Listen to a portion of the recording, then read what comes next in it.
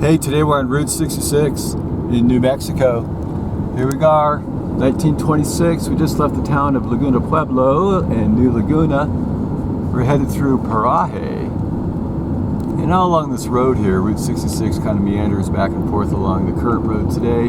Sometimes it's right over there on the bike path, and sometimes you have these little cutout roads on the right where it kind of goes up and down. So you can't film, take photographs inside Laguna Pueblo, so that's kind of a bummer, no video there. We're headed up to a place called Budville in Cubero. And Budville is known as Bloodville on Route 66 because we got some murders that took place out there. Right out here by Encino Road. See that little road right there? That's Route 66.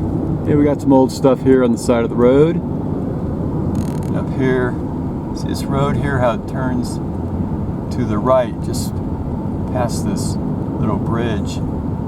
It turns up and goes on the original Route 66 here, up on the right by the stop sign, and then meanders back down to our road here. And this is the town of Paraje.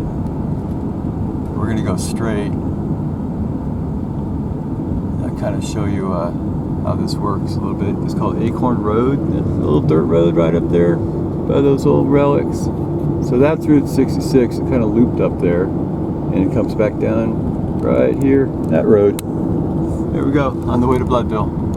Here we are, headed up to Cubero and Budville. This is exit 102 from the freeway. So Budville is elevation of 6,030 feet northwest on Route 66. Follows the river and the railroad here. And then Route 66 used to go straight up to the town of Cubero and then make a sharp turn to the west, but that's all been cut off now.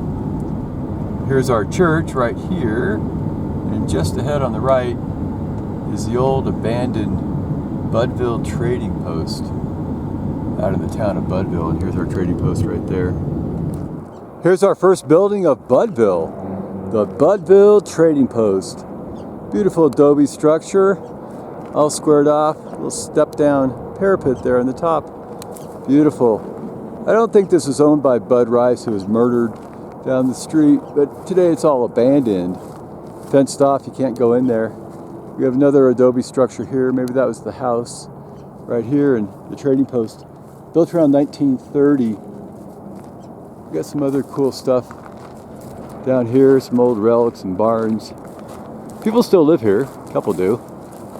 It's called Scott 1567, State Highway 124, Budville, right there.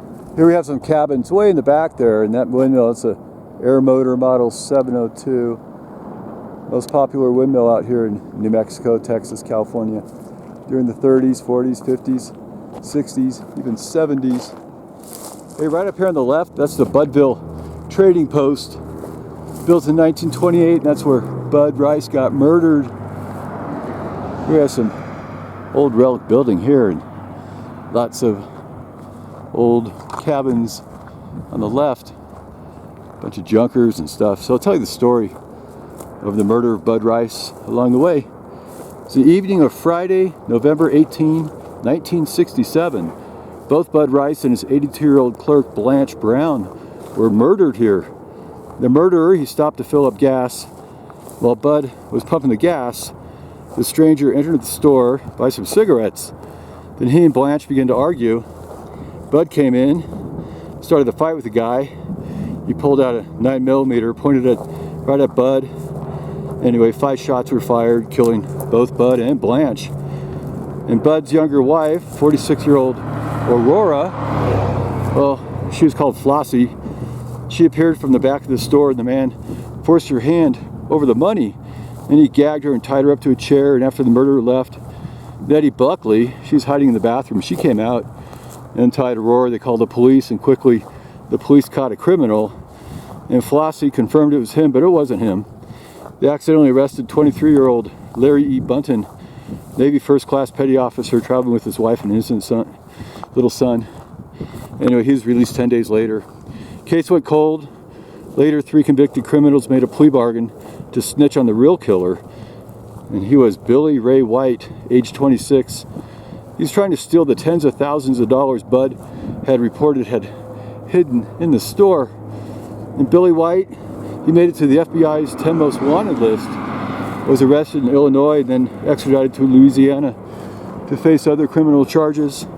He was found guilty, sentenced to 10 years, and killed himself in jail in 1974. He confessed to his fellow inmates he was the Budville murderer. Anyway, there's more to the story about Flossie, a new husband who's also into lots of shenanigans, and he was murdered, and then Flossie married again and opened a place a little ways up the road we'll take a look at on our Route 66 tour. So the whole story's all suspicious. But we do have these cool cabins. Used to be able to stay out on Route 66 out here. And here's the Budville Trading Company building, built in 1928. Hip roof building, empty gas pump island right in front. We got Budville Trading Company and neon lights right on the top there. That's pretty neat. All this here is called coyote gourd or buffalo gourd. Grows wild up here and makes these little gourds that kind of like little watermelon gourds or squash. And they turn yellow like that. And they're edible, but they taste really, really bad. They hollow out. You make little rattles out of them. Anyway, also make soap out of the leaves if you need it. But anyway, here's our Budville Trading Company right here of Budville, New Mexico. Little side building here. It's all closed up, but we're gonna take a closer look here. All right, little hip roof on top and great neon sign, Budville. Let's see if we take a peek inside. So here are the pump islands. Right here, you pull up on Route 66 and fill up with your gas and go in the store and buy your cigarettes and I guess rob the place. I think that's kind of what happened. Anyway, I think it's all boarded up. Well, it's not boarded up, but you can't see anything. Unless you had a flashlight. We have another air motor. See? Air motor on the wind vane. Air motor, Chicago. Wow, this guy's probably 1930. Just about. Up the road we have the Dixie Bar. Right there. On the corner. Now just after Budville here, the road forks. Goes straight or to the right. If you go right, you head up 1926 original road here to a town called Cubero. Nothing's there anymore, no more Route 66 relics, but you find an old cemetery in Our Lady of the Light Church. And all the businesses that were up here moved down to this road that was built in 1937, called the Cubero Cutoff. On the corner is a little bar called Dixie. Here we have the Dixie, established in 1936 in Budville. And this building didn't look like this at all. Totally different. Dixie trading posts and cabins lies on the left. Great neon signs up front, sort of shaped like the letter J with an arrow at the bottom. Gas for less. Curios. Had 3 gas pumps up front. No canopy, flat roof, sold groceries, curios, rugs, jewelry, and pottery. It's called the Dixie Tavern. Cabins, cafe, Indian hand-made jewelry, rugs, and curios. Little extra canopy held up by concrete columns, flared at the top. Also sold cold pop and beer, meals, lunches, sandwiches. Had an air motor windmill, model 702 in the back. Today we just have this long-looking steel-roofed, I don't know, maybe aluminum up there, kind of single-level gabled building. So not too exciting today. I think it's all boarded up too. But in the heyday, this was really, really a bitchin' place. Dixie Cafe and Bar. How about that? So a little later on, this little bridge here, we're going to cross it. Built in 1936 for the first paved alignment of Route 66. Buttressed with rock fill to strengthen the support multi-barrel concrete culvert. And ahead we have King's Cafe and Bar. And just over the bridge, we have King's Cafe and Bar right here. It's from the 1950s, I think. I think it's a lot earlier. Got that cool little arrow neon sign right up there. It's all closed down, Adobe style structure. A little light tan paint. Probably looks exactly the same as it did in the heydays. Way up there we have Route 66 right on the corner. And ahead we got some more ruins to look at. Way up there on the hill. Kind of Adobe brick style something was up there. Maybe somebody used to live right there.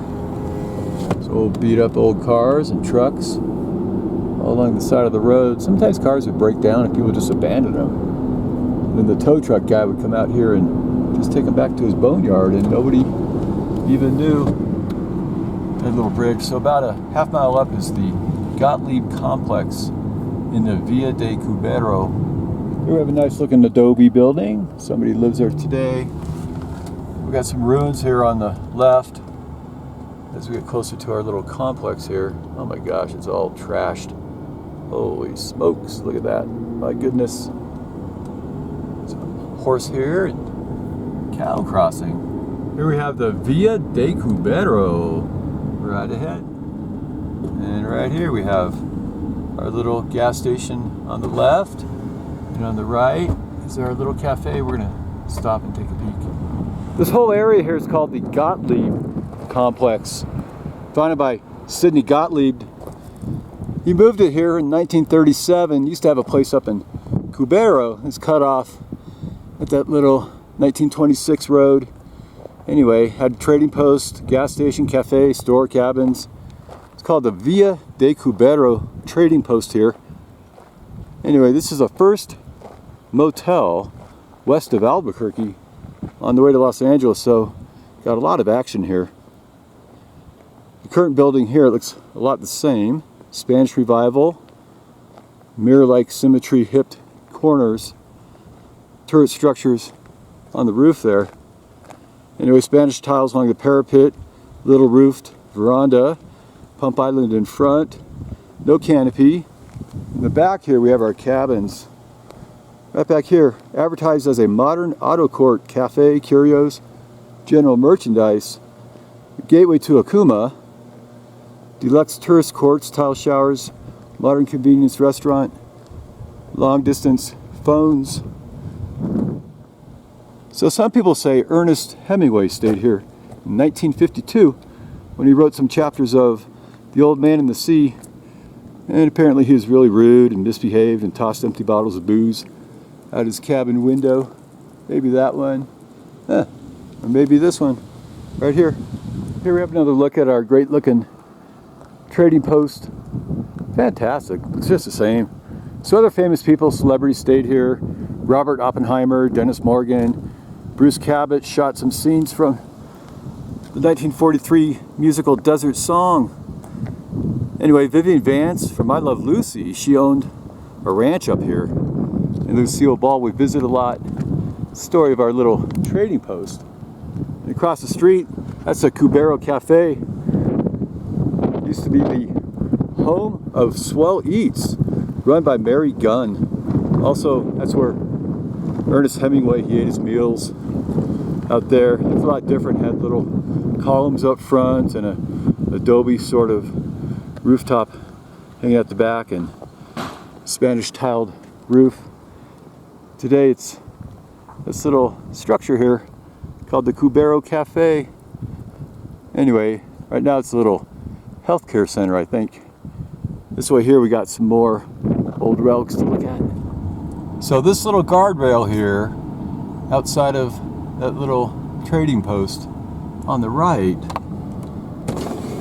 head up a little more, we can find a little slab of Route 66 out here as it came back from Cubero. Right there, see that little road right there? So that road, 1926, headed out to Cubero that way, and it was bypassed by our new road in 1937. There you go. That's all that's left. The entire other part of the road is just obliterated. We got some ruins up here too. This little ruined out structure, that's the Mount Taylor Motel. See, it says office right above the window there.